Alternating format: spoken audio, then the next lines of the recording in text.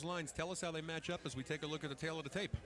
Well, there you see the age difference. Wilfredo Rivera just coming into his prime now. Manuel Hernandez, just a baby. Their height, their weight, and their reach, just about everything is the same. So what it's going to come down to is that incredible boxing ability that Arnie was telling you about on the part of Wilfredo Rivera to win or lose this fight. Okay, and along those lines, of course, we're up here in Lake Tahoe, Nevada, and Nevada rules are in effect. The 3 knockdown rule is in effect. There is no standing 8 count. 10-point must system is in effect, of course, for our judges. Only the referee can stop the fight, and you can be saved by the bell in the last round. Only, not saved by the bell in the last round only. That could be one rule that's going to be changed in Nevada very soon. Many of the commissions are starting to go to saving by the bell in no round. So it's just a little bit of a fine-tuning of the rule, and I think it's a great one just to get rid of that. How could you be saved by the bell even if you're unconscious and win a fight? So I don't think that can be done. We got rid of it in New York. They got rid of it in New Jersey. And Mark Ratner has been talking to his commission, and they very well might get rid of that rule. Well, it'll be interesting to see. You know, another rule that's out there that's different in every state is the standing 8 count rule. I recently, you know, I work with Murky Sosa. Charlie Williams was given a standing 8 count, and I think it might have saved Charlie's life in this particular fight in Philadelphia. I have long been in favor of the standing 8 count. They don't have it here in Nevada. Let's see. We're going to go up for our official introductions to our ring announcer.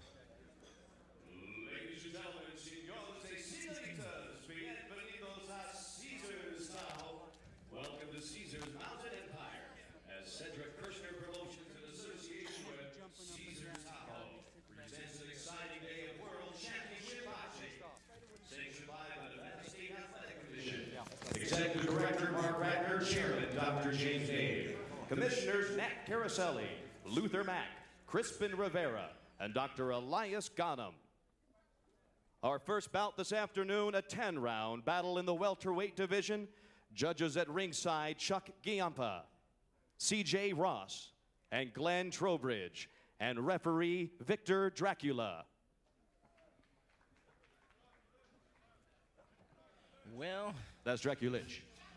And now, ladies and gentlemen, fighting in the blue corner, weighing in at 148.5 pounds, wearing white trunks with blue trim, with a professional undefeated record of 21 wins, no losses, and 1 draw, with 12 wins by knockout. From Rio Piedras, Puerto Rico, Wilfredo Rivera. And fighting from the red corner, weighing in at 146 pounds, wearing red trunks, a record of 16 wins, 12 losses, and 11 wins by knockout. From Mexico City, Mexico, Manuel Hernandez.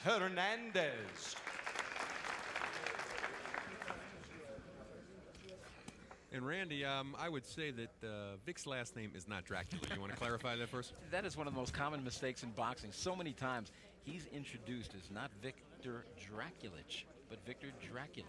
And so he's used to it. He just shakes his head every time. Might be a better spin for him if we left it at Dracula. All right, we're scheduled for 10. These are welterweights. As Randy mentioned, the very patient at the moment, Wilfredo Rivera, number 3 in the IBF, been fighting since 1988, 21, 0-1, 12 knockouts. Looking for that evasive world title shot. Manuel Hernandez, 16, 12-1, 11 KOs. Round number 1, we're scheduled for 10. That's Hernandez in the red shorts, Rivera in the white. Best weapon Rivera has is a pesky hard jab, which he uses a lot. Randy, interestingly enough, the only blemish on Rivera's record, you have to go way back to 1989 against Levander Johnson, who then went on to be the NABF lightweight champion. He didn't lose, he fought a 4-round draw with him. That was back in Atlantic City, September 12th, my mother's birthday, 1989. Well, you know, even if Levander beat him, and there was some who said at ringside that day Levander did deserve to win the fight. Levander is a world-class fighter, and drawing with him at that stage of his career, and only about his 6th, 7th fight, doesn't matter. In fact, it's a learning experience, and it made him the fighter that he is today. And if we can make another comparison to patience, of course, Levander's had his world title shot. He didn't win, but he got his title shot since then. Sure. When two good fighters fight each other, they only get better if there's no real knockout. If it goes to a decision, the winner wins and the loser also wins. A little more than a minute gone by here in round number 1. We're at Caesar's Tahoe on the Cedric Kirshner Sports Network. And of course, coming up, the Super Bantamweight Championship of the World. Orlando Canizales and John Lewis fighting for the vacant IBC title. Right now we got welterweights. During the first minute of this bout, Rivera in the white trunks started to put the pressure on and just feel his opponent out. But already I think he sees that he's stronger than him, feels he's faster than him, and I think you're going to start seeing Rivera open it up if Hernandez doesn't start throwing punches. Hernandez very tentative. He got stopped in the third round of his last fight. That was back in May against Cesar Bazan down in Mexico. And as we mentioned before, he's been knocked out 9 times in his 12 losses. Not a great chin. And if Rivera wants to turn around popular opinion that he is a harder puncher than most people think that he is, well, this is the guy to prove it on, because he doesn't want to go a full 10 rounds with Manuel Hernandez. Hernandez from a poor family. He turned pro at the tender age of 15 years old in Mexico. And already at the age of 21, the man has had about 27 fights. 15's old to turn pro in Mexico, I'm told. He's like, you know, there were veterans, kids that started when they were 11 to 15. They're veterans of 40 fights or something. As we're under 30 seconds to go in round number 1. If I'm correct, I think former welterweight champion of the world, Pino Cuevas, turned pro at either 13 or 14 years old. Not unusual, Dan. That's not something you want to watch. I'm not excited. We're under 10 seconds to go in the first round. Slow, feeling out round.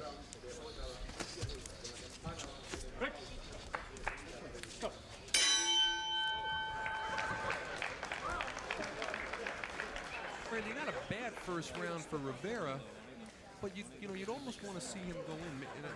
Short of the fact that he might be looking to get some rounds in here today, you might want to see him go in. This is like a classic tune-up situation, some TV exposure. Go in there, get his man out early, and he didn't seem to be overly aggressive. He doesn't know anything about Hernandez. You don't want to take any chances. You never know. That guy's got 2 hands in front of you. He throws the best right hand he's ever thrown. And you're on the floor. He does have 11 knockouts in his 16 wins. I mean, there's no question about it. The guy the book on him is that he is a tough opponent. He will come to fight. He can punch a little bit with both hands. You don't want to take any chances. You're this close with Rivera. Send him out there, get the work, pick your spots, and if a knockout's going to come, it will come. He did have a sharp jab, and we take a look at action here from round number 1, and he does have a beauty, picture-perfect jab. You would have expected him, though, to maybe come over the top with the right. If it was the second or third round, perhaps he doesn't. Round number 2, scheduled for 10. Welterweights. Number 3 ranked, Wilfredo Rivera, undefeated, 21-0. 1 draw. 12 knockouts in those 21 wins. Opening seconds of this round, Arnie, you saw Hernandez take it right to Rivera, put a couple of body shots in, throw a nice combination, and he's making Rivera respect him, I think, for the first time in the fight. Now he switches up and back again. No, it's interesting. You talk about the age that Hernandez turned pro. Rivera turned pro fairly young himself. He was not quite 17, 18 years of age. And you get a chance to watch these fellows grow in the weight class. His first pro fight, he was 131 pounds. He's 148 today. The first pro fight for Manuel Hernandez, he was 120. He came in at 147 today. Very much similar to what we watched with the great champion Wilfredo Benitez as he was growing up from weight class to weight class. He won his first world title at 17. At 17, as a junior welterweight, he started out as a lightweight, kept blowing right up, and went right through the middleweight division. A little more than a minute gone by in round number 2. And still somewhat tentative on the part of Wilfredo Rivera. Jab landing, and there he finally throws that right after landing a jab. And as we just mentioned, Wilfredo Wilfred Benitez, actually. Well, somewhere along the line he changed it. He was first Wilfredo, and then he made it Wilfred. I've got to check the licenses at home. I think I have his original boxing license in New York, and I do believe he signed it as Wilfred Benitez. I think some sports writers somewhere figured, it's a Hispanic name, we'll call him Wilfredo, and it stuck. And every time we did interviews, he said, no, Wilfred. Can't believe it. 37. Good right hand lands, and he finally followed up on that jab, and he drops. Oh, the mouthpiece is out. He drops Hernandez. And a good stoppage by Vic Dracula. We're going to take a look. He finally came with that right hand and followed it with the left, and he might have been a body shot as well. And Hernandez down. I mean, he had no intention of getting back up. Breathing very heavily on the floor, and a good stoppage. He came back with Bob Middleman, one of the cornermen and handlers of Rivera, signaling to us that he did come back with that body shot, as I thought, after landing a very good right, and took the air right out. You saw him spit his mouthpiece right out. That's a sure sign. Whenever you see a fighter spit his mouthpiece out as he's going down, you know he's got his wits about him and everything. He had the breath knocked right out of him. It looked like a real nice solar plexus shot. Doesn't get better than that. Manuel Hernandez, stay on the ground, telling him stay down there. I heard him whisper, Stabia, meaning he's okay. And we take a look here, Randy. We're going to take a look at the sequence. We set up first by a jab, then I saw the right hand come in. There's the left, followed by the right, and there's the left to the body. It looked like a liver shot. Remember former bantamweight champion Carlos Zarate with that debilitating left hook to the liver. It didn't look like a solar plexus shot. It looked like a liver shot. Going right on the side where the ribs just end. It's on the oblique muscles, which are the toughest muscles to develop. You get hit with a good shot there, you are going down. Set up with a good left, followed by that right, and then that left to what Randy says looked like the liver. Certainly a hard body shot, nevertheless, and took the air right out of Hernandez, took his legs away, down he went, spit out the mouthpiece, and good stoppage by Vic Draculich, although it didn't look like Hernandez was getting up anyway. He might have been elementary. I wonder if a lot of guys have been hit with that kind of shot. Would they have gone down? Would they have felt it? I'm sure they would have. This is a bright, young talent, and all he has to do, just we talked about, patience. He'll be there for that world title shot. Wilfredo Rivera waving to the crowd as his record improves to 22-0-1. He's got 13 knockouts right now, looking for that world title shot. He came into this fight number 3. Oh, again, his only blemish has been a draw, 4-round draw to Levander Johnson. That was way back in 1989. And we're going to go up for our official decision. Well, maybe we're not going up to Paul Reeder seems to be on sabbatical. We're looking for him for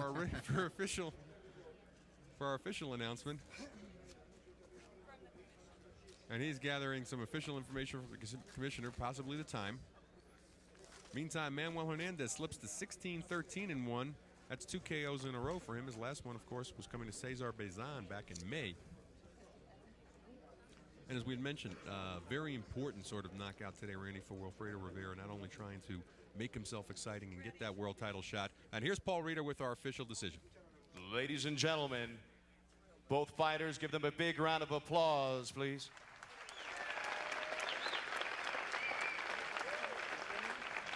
One minute and 57 seconds in the second round. Ladies and gentlemen, winner by TKO, Rivera. And there you have it, Wilfredo Rivera, winner in the second round. His record improves to 22-0-1, 13 knockouts, while Manuel Hernandez slips to 16-13-0. We take a look at the knockdown one more time. Oh, what a picture-perfect shot that one was. And you saw mouthpiece came right out. He rolled over. He was in pain. And there's bit, you know, Randy, I've noticed this in calling a lot of fights, and you're back calling them, and obviously as commissioner, you've seen a lot of them recently. Did you notice, or is it my imagination, the last several years, a big resurgence of body punching? I think there really has been, because for a while I was going nuts on guys after the fights. I always went back to the dressing room and I talked to the winner, I talked to the loser, and I'd inevitably always, when they were coming up for licensing or whatever, I'd say, you know, in your last fight I noticed, I don't think you threw a body shot. What's going on?